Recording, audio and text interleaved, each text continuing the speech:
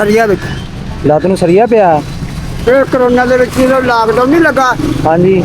ਉਦੋਂ ਜਲਜਲਾ ਲਾਹੌਰ ਮਸਜਿਦ ਦਾ ਕੰਮ ਕਰਦਾ ਹਾਂ ਮਿਸਤਰੀਆਂ ਦਾ।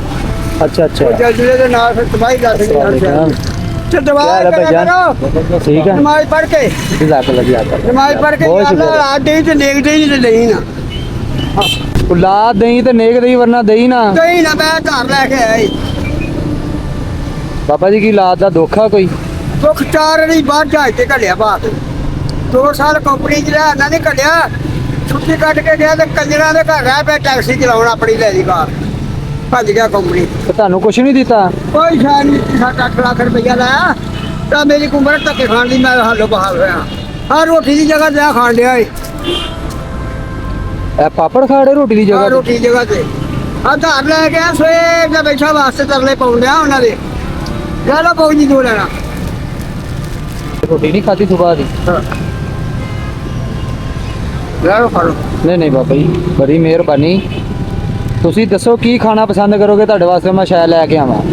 ਮੈਂ ਉਹਨੂੰ ਜਾਣਾ ਪਿਛਾਣ ਵਾਪਸ ਚੱਲਿਆ। ਅੱਛਾ ਮੈਨੂੰ ਇਹ ਦੱਸੋ ਆ ਸਮਾਨ ਕਿੰਨੇ ਦਾ ਲਿਆ ਤੁਸੀਂ ਉਧਾਰ? ਹਾਂ ਹਾਂਜੀ 3500 ਦਾ। 3500 ਦਾ। ਤੇ ਅਗਰ ਇਹੀ ਤੁਹਾਡਾ ਸਮਾਨ ਆਪਣਾ ਹੋਵੇ ਹਾਂ ਤੇ ਫੇਰ ਕੰਮ ਠੀਕ ਨਹੀਂਗਾ? ਫਿਰ ਤੇ ਅੱਲਾ ਦੀ ਰਹਿਮਤ ਨਾਲ ਜਿਹੜੀ ਅੱਖੀਆਂ ਦੀ ਖਿਆਲ ਨਾ ਉਹਨਾਂ 100 ਦੀ ਦਿੱਤੀ ਮੈਨੂੰ ਅੱਜ। ਉਹ ਕਿਉਂ ਉਧਾਰ?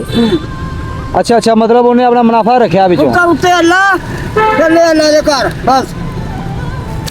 ਬਾਬਾ ਜੀ ਸਾਰਿਆਂ ਨਾਲੋਂ ਪਹਿਲੇ ਨੰਬਰ ਤੇ ਨਾ ਇਹ ਪੈਸੇ ਫੜੋ। ਬਿਸਮਿਲ੍ਲਾਹ ਦਾ ਇਹਦਾ ਜਿਹੜਾ 3500 ਰੁਪਈਆ ਨਾ ਉਹਨੂੰ ਤੁਸੀਂ ਵਾਪਸ ਕਰਨਾ ਵਾ।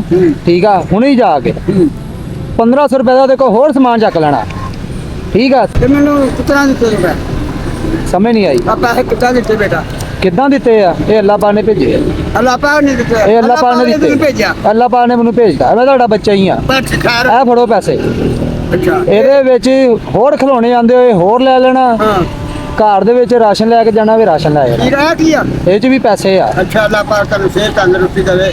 ਮਾਲਕ ਤੁਹਾਡੇ ਰਿਜ਼ਕ ਚ ਕਾਰੋਬਾਰ ਚ ਬਰਕਤ ਪਾਵੇ। ਮਾਲਕ ਸੋਹਣਾ ਮਦੀਨੇ ਦੀ ਯਾਦ ਕਰਾਵੇ। ਹਾਂ ਨਹੀਂ ਹੁਣ ਤੁਸੀਂ ਨਾ ਇੱਕ ਛੋਟੀ ਜੀ ਗੁਜ਼ਾਰਿਸ਼ ਆ ਸਾਡੀ। ਹਾਂਜੀ ਇੱਕ ਤੇ ਤੁਸੀਂ ਖਾਣਾ ਖਾਣਾ ਹਾਂ 3500 ਰੁਪਿਆ ਨੂੰ ਵਾਪਸ ਕਰਕੇ ਖਿਡੌਣੇ ਜ਼ਿਆਦਾ ਹੋਰ ਲੈਣੇ।